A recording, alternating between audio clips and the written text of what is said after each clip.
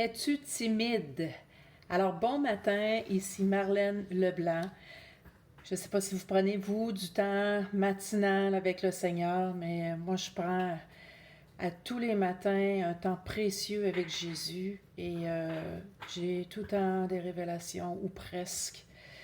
Et je vous encourage vraiment, peut-être un petit encouragement au début, à prendre ce temps dans l'intimité avec ton Seigneur, avec ton Jésus, ton époux.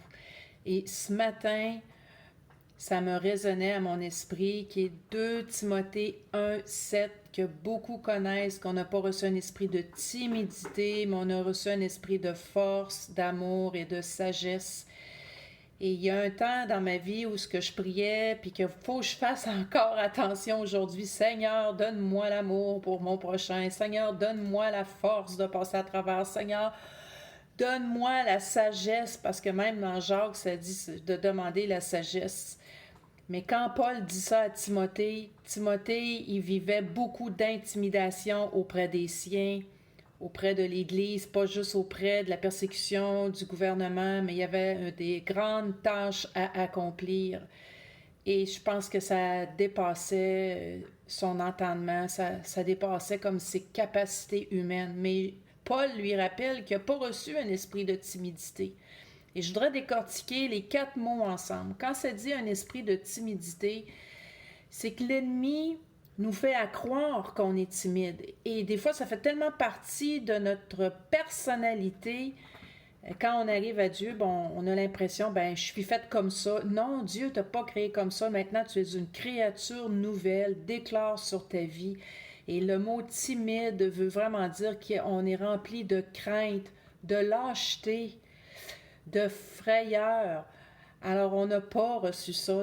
L'Esprit Saint qui vit en nous a donné plutôt un esprit de force. Et le mot force ici veut dire dynamisme, puissance, miracle, capacité, pouvoir. Donc, ça fait partie du dynamisme. C'est comme un peu de la dynamite que Dieu nous a donnée. Je dis pas que le mot grec veut dire dynamite, là, mais on pourrait comparer ça à de la dynamite. Tu es de la dynamite contre l'ennemi, contre l'adversaire, parce qu'il t'a rempli de cette force, il t'a rempli aussi de cette autorité contre l'ennemi pour le mettre sous tes pieds. Et ça dit aussi qu'il a donné un amour. C'est donné, c'est déjà en toi. Christ a déjà aimé même à la fondation du monde. Tout a été mis en toi. Il ne reste qu'à l'activer et à le démontrer concrètement envers ton prochain. Il y a plusieurs langages de l'amour. Des fois, c'est bon de prier, Seigneur, montre-moi comment aimer telle personne. Montre-moi comment toi, tu vois cette personne. Parce que des fois, c'est difficile d'aimer certaines personnes. Mais Dieu n'a pas le côté charnel comme nous, on peut avoir encore. Il y a vraiment une vision céleste. Et lorsque Dieu nous donne une vision sur la personne, ça change notre perception. Puis ça nous aide aussi, justement, à déclarer, à proclamer, à prier en conséquence envers cette personne-là parce que Dieu s'est révélé. Et en dernier, qui est l'esprit de sagesse. Hein, un esprit de sagesse, un esprit de stratégie. Dieu veut te donner cette stratégie déjà en révélation, mais dis-toi que tu l'as ça aussi en toi parce qu'il te l'a donné. Et le mot sagesse ici veut vraiment dire aussi avoir un contrôle de soi, la sobriété, l'autocontrôle, modération. Alors, si tu crois que l'ennemi a trop d'emprise sur ta vie, si tu crois que les tentations sont trop fortes, c'est sûrement parce que tu lui as laissé ses portes ouvertes dans ta vie, dans tes pensées, et que tu as cru en ses mensonges. Réenligne selon la parole de Dieu ce matin, que tu as déjà tout reçu en toi. Tu as cette autorité, tu as ce pouvoir, tu as cette sagesse, tu as cet amour et cette